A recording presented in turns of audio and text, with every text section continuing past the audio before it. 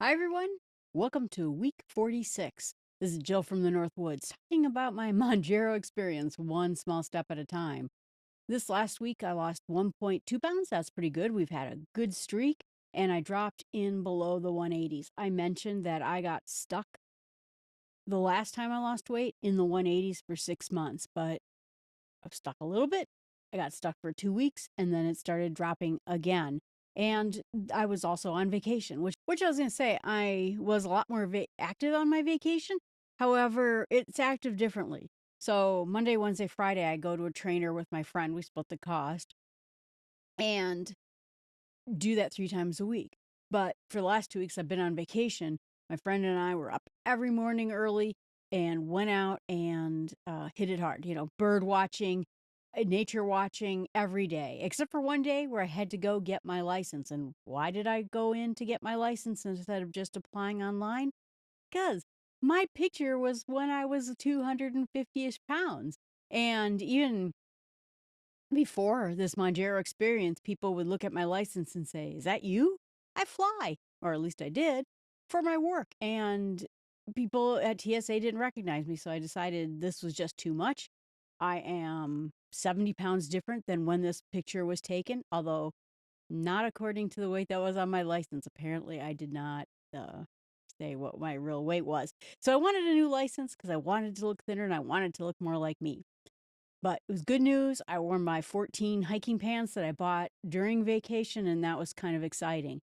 The big excitement from vacation primarily was the fact that I was able to hike with my friend, who's a very fast walker. She's good shape and she's tall, which means all tall people walk really fast. And I usually huff and puff. I'm 20 miles behind her. I can't keep up. And this time I pretty much kept up. I wasn't huffing and puffing. And so in a couple weeks, I'm going camping with my other friend who is on also Zepbound through a compounding facility. I'm going to try to see if I can get her on this podcast during that week and talk about her compounding experience. The only things that were different really with vacation is that I mentioned when I went camping before, I know that the shot takes me down and doesn't make me feel great 2 hours after the shot.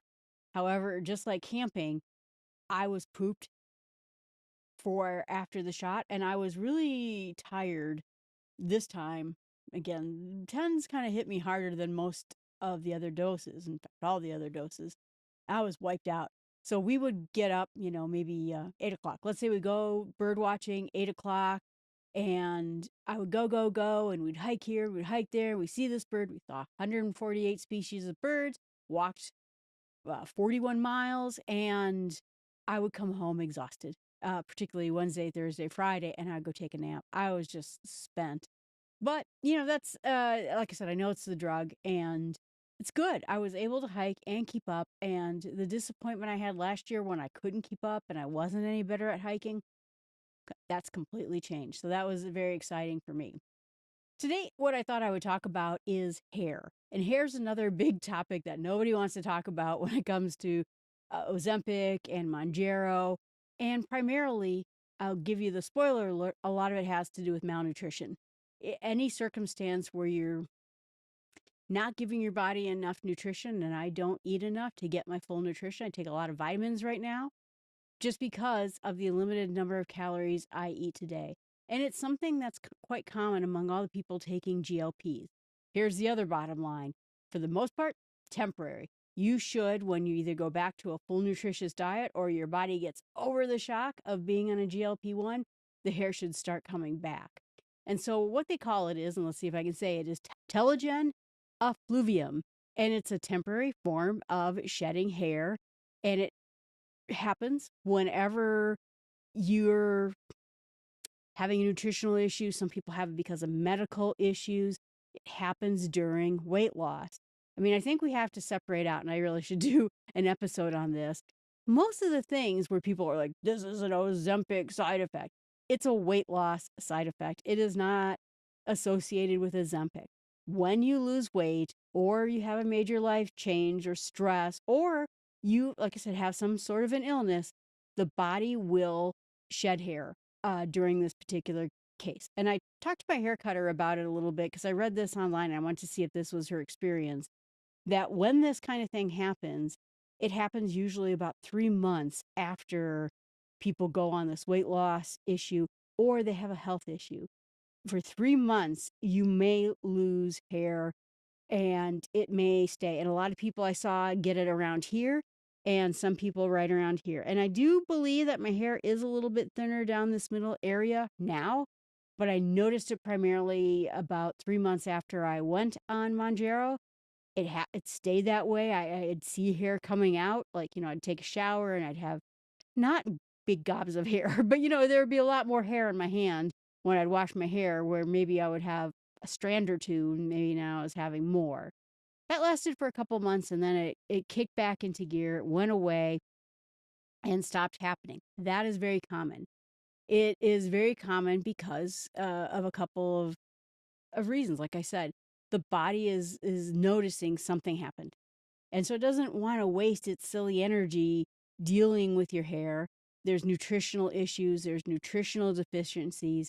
And so people will frequently, for a short period of time, lose hair. And eventually it should come back.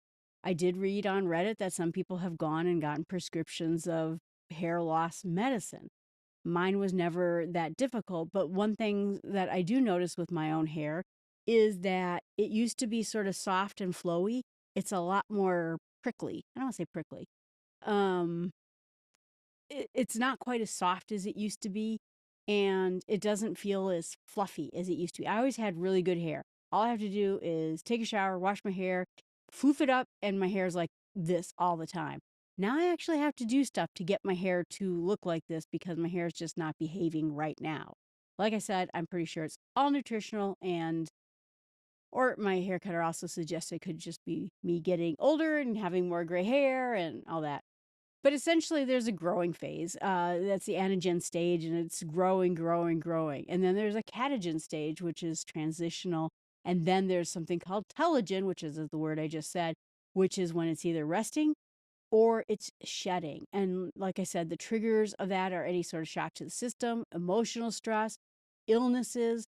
We see that all the time. And that can shift someone into a telogen phase. And then it does it for a few months and then it starts coming back. So a lot of different things. Like I said, anxiety, but dieting is a part of it. This is not an Ozempic side effect. It's funny. Every day I see this new side effect. Oh, did you know that you get wrinkles? That's an Ozempic side effect. No, it's just because you're no longer, it's not Botox by Cheetos. You're not puffing your face out with fat. That's what's happening. Or you'd say, oh, that, what was the other one I saw? Oh, your hands, they get more veiny. Well, that's because you're losing weight. Or maybe your hair's coming out, or maybe your digestion system. That is going to happen. And I can tell you it's happened, whether I was on Jenny Craig, I was on Weight Watchers, I decided to do high protein, low calorie, every diet I've tried. I have had side effects with this. And I think what is different and why people freak out about the hair and everything. Oh, that hair on my tongue. Boy, that's ironic. If I had any sort of nutritional, any side effects, it even was different because 3 years of losing weight, I had time to adjust mentally to it. I could see myself shrinking, and I bought all those clothes slowly over the course of 3 years. This has been since July 24th last year. I am coming up on basically 11 months of being on this drug. It is so fast. Now, you could say that, Jill, you really weren't that fast. There are people faster losing Mounjaro than you are. And you're absolutely right. There are people who are faster than I am on this drug. But in the whole scheme of things, like I said, it took me 3 years to get to this weight. The first time I lost weight, I had time for mental adjustment.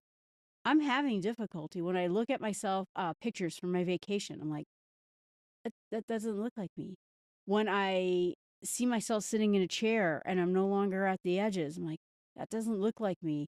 Or when I pick up a shirt and I say, oh, that'll never fit, and it does, I'm not used to it because this is going so rapidly. And I think the body goes through that too. The body goes through all these imbalances because we're losing weight, we're losing weight much quicker. And so this hair issue is going to happen, I think, a lot more than when you lose weight slowly over time. And the noticeable shedding of hair is noticeable, like I said, with brushes and showers. You might even notice that when you look at it, you might see some patchy spots. Like I said, I noticed some people were talking and complaining about right around their temple area. I think for me, it's sort of right there in the middle. I have a lot of hair, so it luckily doesn't or didn't show when I was having the trouble that you might see some sort of an issue. And of course, like I said before, this usually comes about 2 to 3 months after an event. If you were sick, if you went on a diet, happened to me right at 3 months after I got on Mounjaro. And then, like I said, by the time it was around 5 months, it completely cleared up. It resolves itself, it grows back on its own. Like I said, when I started taking the shot, I could feel my scalp hurting. And my hairdresser thought that that is something she's seen with people who maybe had like chemotherapy and their hair starts growing back. It can hurt, strangely enough. And especially if this drug kind of exacerbates right after the shot, pain, boy, but anyway, my hair is coming back. It's fine. So the question is what can you do about it? And first of all, taking vitamins helps. Eating enough protein, somewhere in that 60 to 100 grams a day, whatever your calculation is, and taking a multivitamin. It has iron, zinc, vitamin B complex in it. Making sure you manage your stress and support your sleep. Someday someone's just going to write a book and say, hey, every time we come up with a thing, all the advice is the same. Get enough sleep, drink enough water, eat enough protein, and take a vitamin. And then the other part of it too is I noticed is I had to be careful because I'm someone who place I don't want to say place with my hair. Like I'm at work and I'm thinking and I'm sort of like moving my hands around my head. I had to avoid that because it would be so easy for my hair to pull out that as long as I just sort of left it alone, it kind of just stayed in place. But that means think about tight ponytails. That may anything that you might put on your head that is harsh, that might make it even worse. And so it's worth focusing on, like I said, trying to make sure you get enough vitamins, you get enough vitamins in there. Biotin, that's another one they recommend for taking it. So I do also take biotin as well. And so the first thing is that you have to, understand that this is changing. It's not just changing our blood sugar and our insulin levels and our appetite and our mental appetite thing, the gastric emptying too, but it is also changing our gut. And believe it or not, our gut is involved. While GLP1 is not targeting hair at all, it changes a lot of things about you. I don't think we really understand at all what the gut is all related to, but it is changing our nutritional balance. And so if we start having nutritional issues that we're not getting enough of one thing or another, we might start doing that. And you might start seeing, if we have that nutritional shock, if we have that weight shock, we will consider it in our bodies as a stress event. And again, that may happen too. Not permanent and it should come back. And when doing research, I listened to a person and he says flat out, under eating is underfeeding your follicles. Your follicles, just like every other type of cell in your body, likes nutrition, likes to be fed, likes energy. And so that's a big part of it too.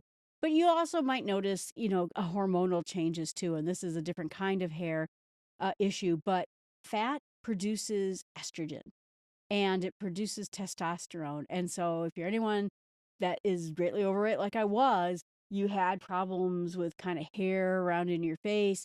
That was a part of what a lot of people experience. That has gone away from me too. So while the other part of the hair is going away, I am going much more into this. I even heard a podcaster talk about that while she was on Mounjaro and she finally got to her goal weight, her voice went up higher.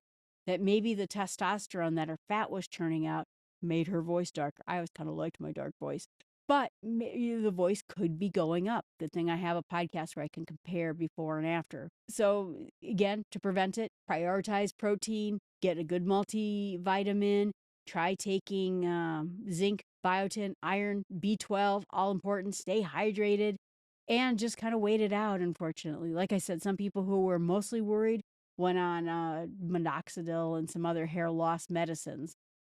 And if it just keeps getting worse, if it happens where it's getting worse after 6 months, if you have patchy bald spots, the one thing you have to be careful about is that you have to make sure that you're not having a thyroid issue or an iron issue. Now, iron again is going to be a nutritional issue. It's hard sometimes with a low calorie diet to get enough iron in, but the thyroid is something you do have to focus with because these drug class can cause thyroid problems. And you don't want to just say, oh, this is just my low weight diet.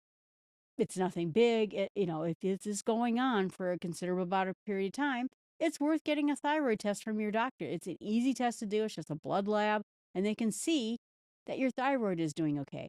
I had to take that thyroid test to get on this drug in the first place because my doctor didn't want me to go into this with a previous thyroid issue.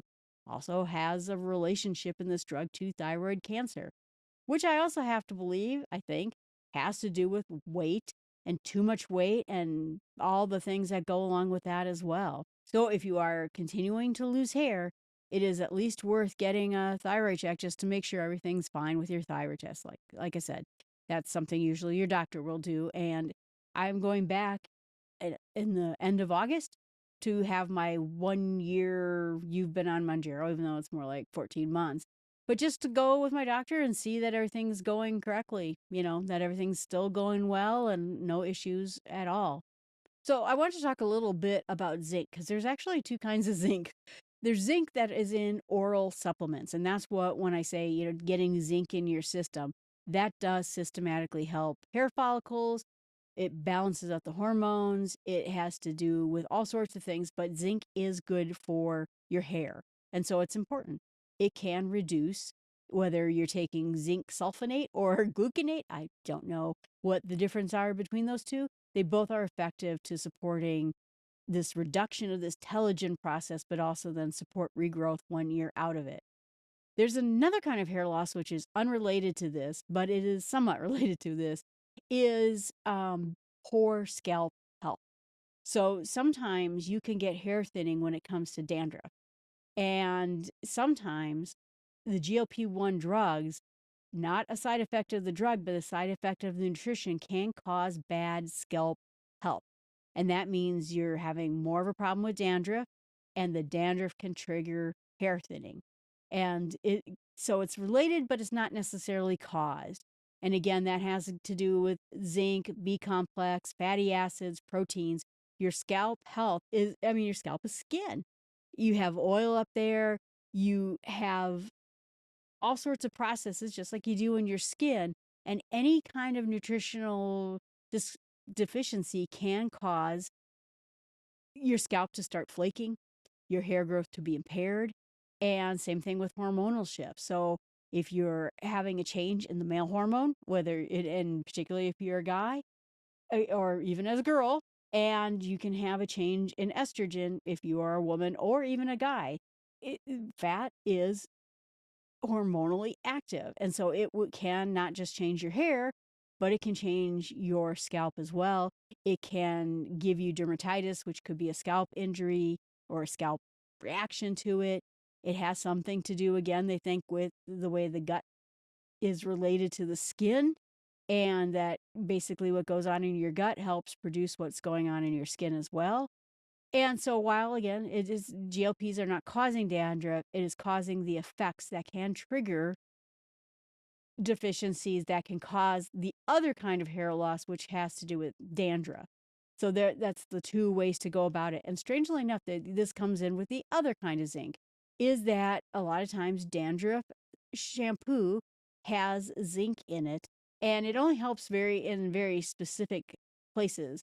But it is in dandruff and antifungal types of shampoo, and it can help with this dermatitis. And I have found overall that even though I'm not having a dandruff problem, the dandruff shampoo has helped in keeping my scalp better. I think it has brought uh, kind of a skin health to my skin. So about once a week, I'd use it just to get it onto the follicles, and I think it's been helping me because I noticed, like I said, when I take the shot, I get sort of anything that ever was injured on my body ever starts aching right after that shot. My scalp started aching too. And so then I started using this shampoo that was meant to moisturize your scalp. And sure enough, that made all the difference in the world. But I think the idea is that we're just going to do the things that we always do. We're going to eat protein, drink water, take vitamins, and try to, take as good a care of ourselves as we can, and just know that chances are this is a temporary thing. Now, on the other side of the hair thing is that I am getting my hair dyed tomorrow. I haven't had hair dye in a really long time. I don't know why. I just kind of stopped, I guess, during the pandemic, and I just never went back to it. And I'm not that gray. I have some gray up in here, but I just started, I don't know, it's kind of this is on the positive side. Just like you might buy new clothes, I was kind of thinking, would it be nice maybe to do something nice for my hair? I haven't talked to my hair cutting person about maybe having a new style of hair that we could plan for in the fall. I don't know that I'm going to actually do it because honestly, growing my hair long, oh, it just makes me batty. I cannot stand myself with long hair. I don't know. I have pictures of it and they're all horrible when I grew my hair out long. I looked terrible, but I also like had a bigger face.